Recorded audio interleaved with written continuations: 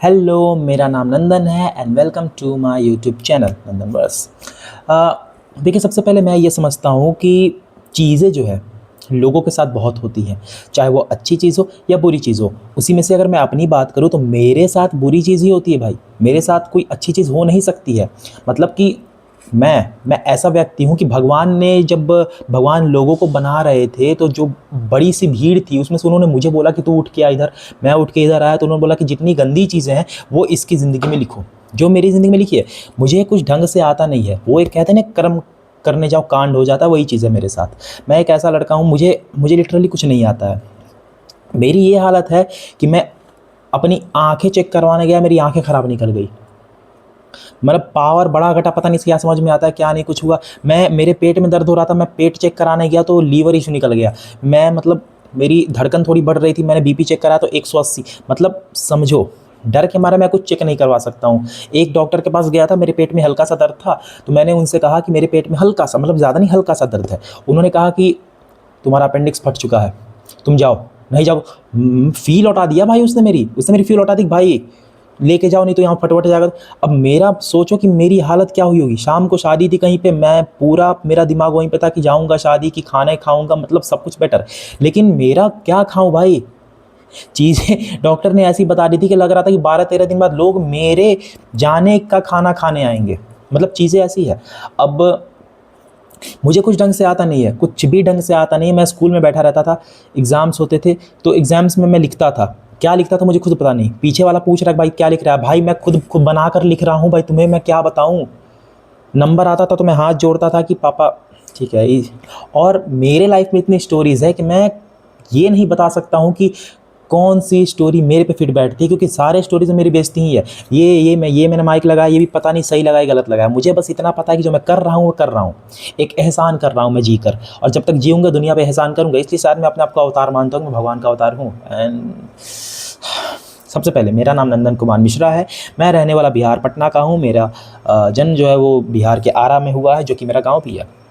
And the main thing is that कि मैं अगर पढ़ाई की बात करूँ तो अभी मैं 3rd सेमेस्टर में हूँ। जर्नलिज्म की पढ़ाई कर रहा हूँ, MAJ masters of arts and journalism. और मैंने पत्रकारिता भी 1-1.5 साल तक करी है। एंड मीडिया फील्ड मेरी सिलेक्शन नहीं है। मैं मीडिया फील्ड में जाना नहीं चाहता था, लेकिन सही है जो भी है। और लेकिन अब मज़ा आ रहा है, मतलब MLA से मिलना, मंत्री से मिलना, CM से मिलना, वो चीज़ें लगी कि बेटर है। और लोगों की प्रॉब्लम्स को उठाना, क्योंकि मेरी प्रॉब्लम को तो कोई उठा सकता नहीं है, तो लोगों की प्रॉब्लम्स को मैं उठाता हूँ ताकि उनकी प्रॉब्लम सही रहे। और अगर मैं थोड़ा जल्दी जल्दी बोलता हूँ, क्योंकि और चीज़ें ऐसी है कि मैं अगर अपने प्रोफेशन की बात करूँ तो मुझे लिखने का बहुत शौक़ है, और मैंने बहुत गाने भी लिखे हैं, फिल्म्स भी लिखे हैं, और मुझे अच्छा लगता है लिखना। तो बात हुई किस्से की। जैसा मैंने अभी तक बताया, आप समझ चुके होंगे कि मेरी ज़िंदगी कैसी है। मेरी ज़िंदगी गटर में पड़ी है भाई, कोई निकालने वाला नहीं है, ठीक है। ये कोई यहाँ पड़ी हुई है, कोई निकाल नहीं सकता है उसको। और जहाँ तक मेरा कुछ सक्सेसफुल हुआ नहीं है करियर में भाई। प्यार वही डब्बे में गया, हुआ 3-4 बार, कोई मिला नहीं हमें। और मैं रील देखूं तो सलमान खान बार बार रील में आ जाए कि एक छोड़ के जाए तो उसकी गलती, 2 छोड़ के जाए तो उसकी गलती, 3 छोड़ के जा रही तो भाई तेरे में कमी है। अरे नहीं है कमी भाई मेरे में, मैं प्यार करता हूँ, मैं सबको प्यार करता हूँ, छोड़कर वही चली जाती है। मेरे में कोई कमी नहीं है भाई। सलमान खान आप गलत हैं, मेरे में कोई कमी नहीं है। बट ठीक है, जो भी चीज़ें हैं, मैं एक किस्सा बताता हूँ आपको कि मेरे साथ जो चीज़ें गलत नहीं, मतलब मेरे लिखा हुआ है जो तो होगा ही, लेकिन मैं एक किस्सा आपको बताता हूँ मैं अपने बारे में रिलेट करके खुद से। जब मैं क्लास 6 में था, मेरी किस्मत ऐसी है कि मेरा रिज़ल्ट लेने हमेशा मेरी माँ जाती थी, मेरा भाई जाता था, मेरी दीदी जाती थी। मैं हाथ जोड़कर बोलता हूँ कि भगवान, मेरे से कोई गलती हुई होगी तो मेरे पिछवाड़े में बम्बू डाल के मुझे झंडा बनाकर खड़ा कर दो, कुछ ऐसा कर दो। लेकिन कभी भी मेरे पापा को मत भेजो मेरे साथ, वो भी रिज़ल्ट लेने के लिए। मुझे नहीं पता, नंबर अच्छे आते थे मेरे, मैं पढ़ाई में, लेकिन फिर भी एक डर रहता है ना। और पापा मेरे एकदम ऐसे हैं कि, और लिटरली मैं उस दिन सोच रहा था, और उसी समय मेरा एग्ज़ाम सही गया था, स्टिल मैं डर रहा था। पापा ने कहा, मम्मी दीदी भैया डॉक्टर के पास गए हुए थे वह, और उस समय I was in class standard 6, समझिए 6 में था मैं, छोटा था। मैं गया और पापा बोले कि तैयार हो जाओ, चलना है रिज़ल्ट लेने। मैंने बोला ठीक है। मैं रिज़ल्ट लेने गया। मेरे सबसे पहले जा रहा था, मुझे शुरू से शौक़ था लड़कियों को इम्प्रेस करने का, और मेरे क्लास में लड़कियां थीं, बहुत सुंदर सुंदर थी। तो और मेरे से बात नहीं करती थी क्योंकि मैं बचपन में थोड़ा वैसा, मतलब कि होता नहीं हुआ है, तो कोई क्यों बात करेगा भाई, तो नहीं करती थी। तो मैं गया बाहर, जैसे ही मैंने स्कूल में एंट्री की तो सुंदर सुंदर लड़कियां मेरे क्लास की, सीनियर्स जूनियर्स सारी आ रही हैं जा रही हैं, कोई कोई एकदम ये मुँह लेकर, कोई ये मुँह लेकर, कोई ये, सबका अपना अपना एक्सप्रेशन था। मैं समझता था मैं मेरा क्या आएगा, पापा ऐसे पकड़े हुए हैं, पापा का मुंह, मतलब पता नहीं उन्हें लग रहा था कि उन्हें कुछ हो रहा है, कहीं से उन्हें प्रेडिक्शन वगैरह कुछ आई हुई है कि तेरा बेटा गया, बस ऐसा। मैं पापा के साथ जा रहा हूँ, मेरे सामने से एक लड़का निकलता है जो मेरे क्लास का था, मुझे देखकर ऐसे कर रहा है तुम्हारा रिजल्ट मेरे ही ऊपर रखा हुआ था, नमस्ते अंकल जी। उसकी हंसी देखकर लग गया कि कुछ तो हुआ है। मैं जा रहा हूँ, सीढ़ी चढ़ते चढ़ते मैं बैठा जहाँ पर पूरी मीटिंग हॉल थी, वहाँ पर मैं बैठा, सामने मेरे क्लास टीचर जो कोऑर्डिनेटर तो बैठे हुए थे। He was like, Nandan sit down, is your father? Yes sir. नमस्ते नमस्ते, बैठ। He is a brilliant student, बहुत अच्छा है, पढ़ने में बहुत अच्छा है। पापा बोले रिजल्ट? वो टीचर देख रहा, भाई बात तो कंप्लीट करने दो। बोला नहीं नहीं नहीं, सुनिए मिश्रा जी, आपका लड़का पढ़ने में बहुत अच्छा है, क्लास में मतलब पढ़ता है अच्छी चीज़ें, मतलब चीज़ें अच्छी करता है। पापा बोले कि मैं रिजल्ट देखने आया हूँ, रिजल्ट। अब वो व्यक्ति बोले कि अल्टर बाप है इसका भाई, दे तो। वो रिजल्ट दिया, जब उसने रिजल्ट दिया तो उस रिजल्ट में जो चीज़ें थी सब कुछ सही, 82, 83, 79, 81, एक नंबर।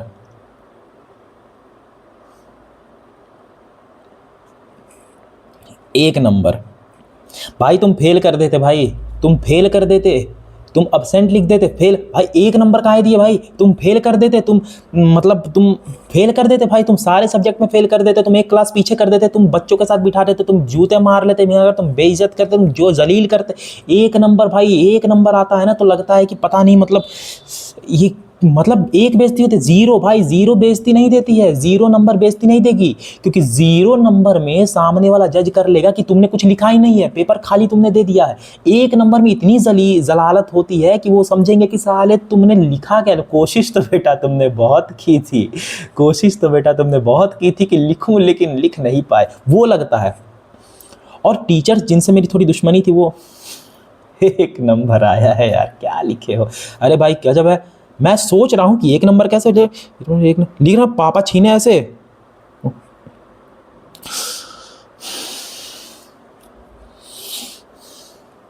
चट, लड़कियां थी, मतलब लड़कियां थी मेरे क्लास की नहीं, लेकिन लड़कियां थी वहाँ जो ये लगा है मेरे, मैं दर्द नहीं हुआ, मुझे दर्द हो नहीं हो रहा है, मुझे पता एक नंबर कहाँ से भाई, कहाँ कटा नंबर, कहाँ काहे काटे।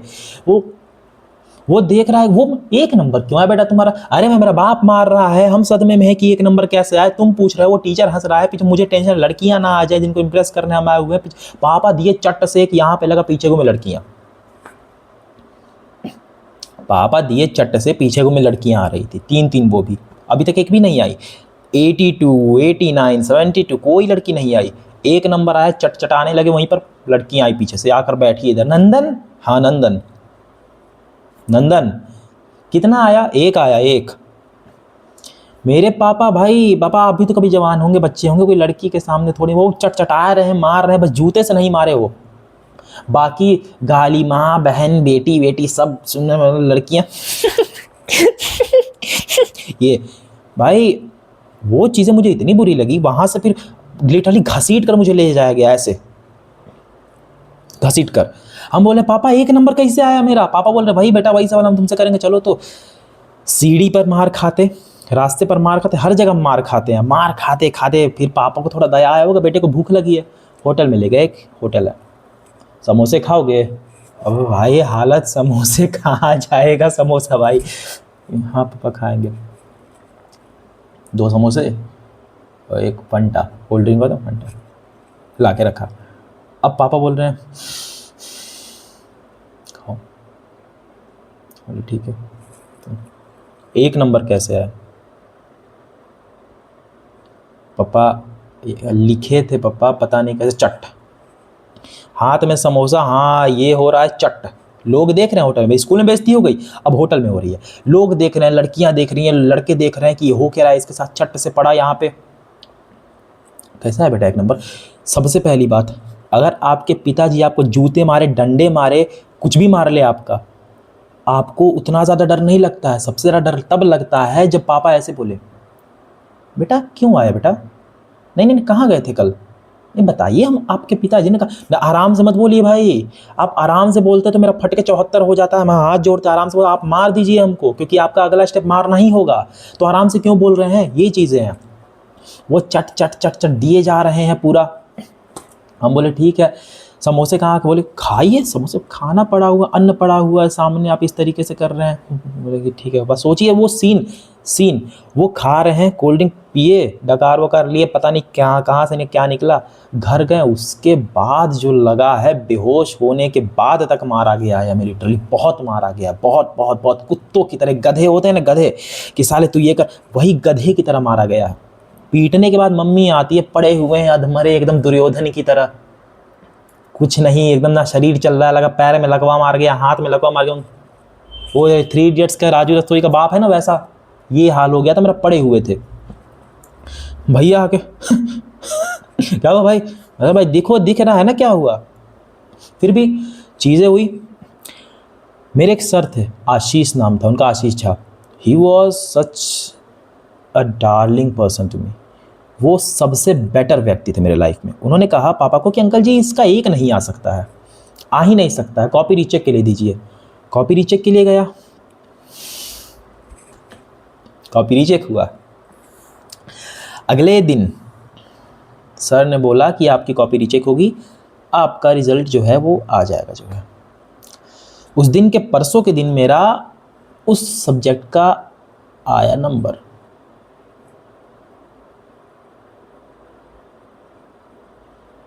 86।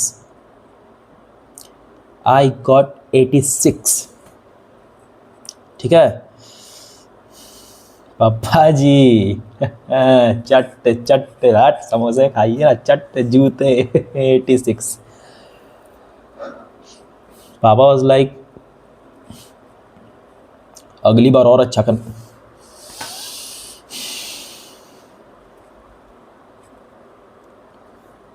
कहाँ गया ये सब। अगले दिन स्कूल में जो लड़कियों के सामने मेरी जलालत हुई है, द्रौपदी के चीर हरण के बाद सामाजिक सामूहिक बेइज्जती सबसे ज़्यादा किसी की अगर हुई है तो वो नंदन कुमार मिश्रा की हुई थी वहाँ पर। कोई बात नहीं, कोई बात नहीं, सह लिए, वो चीज़ थी। अब आप बोली कि इससे ज़्यादा खराब किस्मत और किसकी होगी, किसकी होगी, किसी की नहीं होगी, किसी की भी नहीं, किसी की भी नहीं खराब किस्मत होगी। अब देखिए मेरे क्लास में एक टीचर थे, ठीक है, वो पढ़ाते थे हिंदी। उनका एक बहुत ही प्यारा लड़का भी था। लड़का मतलब एक नहीं होता कि एक टीचर रहता है उसका एक मन पसंदीदा लड़का रहता है, क्लास में एक था। वो चाहे ये बोले कि भारत की राजधानी कलकत्ता है, वो टीचर मान जाएगा कलकत्ता है, वो टीचर थे वो। मेरे स्कूल्स के अगर कुछ बैचमेट्स हैं तो देखेंगे तो समझ जाएंगे कि हाँ ये किस टीचर की बात कर रहा है। वो उन्होंने मुझे खड़ा किया। I was in class 8 on that time. Nandan was like yes sir. Kabirdas कौन थे। कबीरदास एक महान कवि थे, उन्होंने काफ़ी कविताओं की रचना। अरे इतना क्या यार, देखो अगर मैं गलत बोल रहा हूँ आप ये बोलो कि नहीं नंदन ये नहीं है ये, अरे भाई ये कविता ये क्या होता है भाई, लड़कियां बैठी हुई हैं सुंदर सुंदर 15-20, क्या होता है, वो हंस दी, हो गया मेरा। नहीं करना चाहिए ना भाई, लेकिन हुआ, चलो ठीक है जो भी हुआ। अब सामने वो, बेटा तुम खड़े होकर बोलो क्या है, वही मन पसंदीदा वाला। सर कबीरदास एक कवि, हाँ कवि महान, इतना लंबा नहीं खींचना यार, 1 नंबर का क्वेश्चन है 2 नंबर का, कबीरदास महान। हम बोले महान ही थे ना, अरे नहीं खींचना यार उतना। बोले ठीक है नहीं खींचना है। अब वो मेरे से पूछ रहे हैं कि अब आप बताइए कि सुमित्रा नंदन पंत कौन थे। बोले सुमित्रा नंदन पंत एक लेखक। मैं महान यार लेखक, यार इतने महान लेखक को तुम लेखक, महान है, शर्म ना बोलो तो तुम। सुमित्रा नंदन पंत महान, महान देखो ये लड़का। अरे भाई मतलब ये जो चीज़ें होती है वो समझिए कि हर स्कूल में एक ऐसे टीचर्स होते हैं। जिनको जिनको एक लड़का होगा जो उनकी नज़र में सही होगा, बाकी लड़के गलत होंगे। बाकी क्या, हम ही गलत थे भाई, मेरे क्लास में हम ही सबसे गलत थे, हम ही सबसे घटिया थे, हम ही एक ऐसे लड़के थे जिनकी आंखों से लड़कियां सेफ नहीं थी। हम जाते थे तो लोग अपनी बेटी छुपा लेते थे, हम जाते थे तो लोग बहन छुपा लेते थे, हम जाते थे तो लोग लड़के अपनी इज्जत ढक लेते थे। भाई हम क्या हैं, मतलब मेरी किस्मत ऐसी थी, ऐसी है, अभी भी है। अभी भी अगर हम कहीं पर जाते हैं ना, कहीं पर ट्रेंड्स पता नहीं आपको भी ये शक्ल दिख रही होगी, पता नहीं मेरे साथ क्यों होता है। मैं बैग लेकर चढ़ा ट्रेन में, अंकल जी मेरी सीट है, टिकट। अरे भाई तुम चौधरी हुए पड़े हो, तुमको टिकट क्यों दिखाएं हम। मतलब ये लोगों को मेरी शक्ल से लगता नहीं मैं सच बोल रहा हूँ, कभी नहीं। मेरी फ्यूचर में शादी होगी, मैं बोलूँगा कि पापा मैं बाप बन गया, बाप बन, उनको नहीं बिलीव होगा, पता नहीं क्या है मेरे अंदर, कुछ नहीं। मैं कुछ बोलूँ किसी को बिलीव नहीं होता है कि सच में मेरे साथ ऐसा हुआ है, बस बोल के अच्छा ठीक है यार, नहीं बिलीव होता है भाई, पता नहीं क्या सीन है।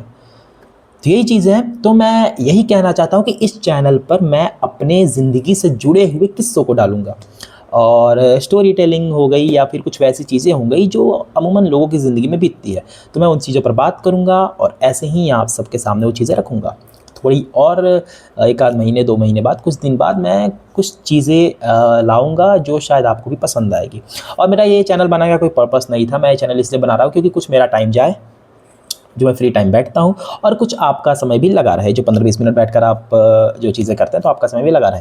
बाकी भगवान आप सबको स्वस्थ रखें, खुश रखें, मेरी तरह ज़िंदगी ना दें, मेरी तरह आपका एक नंबर ना आए, नहीं 86 नंबर आए, और हमेशा खुश रहें। ज़िंदगी अच्छी है, एक ही ज़िंदगी है, और इस एक ज़िंदगी को अच्छे से जिए, कोई भी तकलीफ मत लीजिए, डिप्रेशन नाम की कोई चीज़ नहीं होती है, अच्छे से जिए। आप घर के अंदर डिप्रेशन मिल रहा है तो घर के बाहर जाइए, घर के बाहर ओवर थिंक कर रहे हैं तो पार्क में जाइए, पार्क में ओवर थिंक कर रहे हैं तो सिनेमा हॉल में फिल्म देखे, सिनेमा हॉल में ओवर थिंक कर रहे हैं तो घर पे आइए। भगवान ने बहुत चीज़ें बनाई है, इंसान कभी डिप्रेस्ड नहीं हो सकता जब तक वो खुद को डिप्रेस्ड समझे ना। तो द थिंग इज़ दैट कि लिव लॉन्ग ना भाई, कब हार्ट अटैक आ जाए कोई ठीक नहीं है, लेकिन जब तक जियो बेस्ट होकर जियो, बेफिक्र होकर जियो। नमस्कार।